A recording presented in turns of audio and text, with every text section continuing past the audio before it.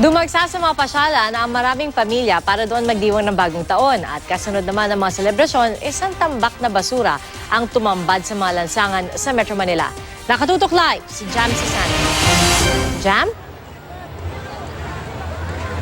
Pia, tulad ng nakikita nyo sa likod ko, napakaraming ang pamilya ang piniling idaos ang unang araw ng 2017 dito sa Luneta. Kahit matindi ang sikat ng araw, masaya nagpiknik ang maraming pamilya sa Luneta kaninang tanghali. Wala naman kasing gagawin sa bahay, kaya enjoy na lang dito na lang sa Luneta. Walang gastos, magdala ka lang ng pagkain, pamasahe lang. Ang pamilyang ito mula Caloocan, tradisyon na raw pumunta sa Luneta tuwing bagong taon. Steady lang kami, tapos ikot-ikot. Sa iba naman may bayad kasi.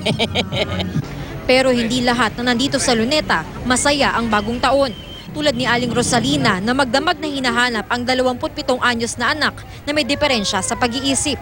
Kung sino man pong nakakakita sa anak ko si Budoy, may depresya sa pag-iisip, pakidala lang po dito sa headquarters ng Police Station. Maawa na po kayo sa anak ko, hindi po nagsasalita yun eh.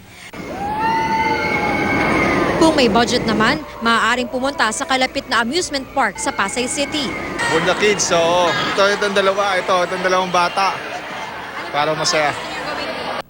Pero matapos ang pagsalubong sa bagong taon, tumpok-tumpok na basura naman ang iniwan ng ilan kaninang umaga. Ang ilan sa mga basura mula sa ginamit na paputok kagabi.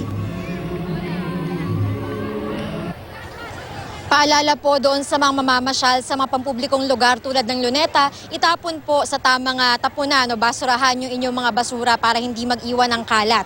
Samantala sa ngayon dito sa Luneta ay nagsimula na yung light show na inaabangan ng lahat. At dahil holiday ngayon, every 30 minutes daw yan hanggang mamayang hating gabi. Pia? Maraming salamat at Happy New Year, Jam Sisante.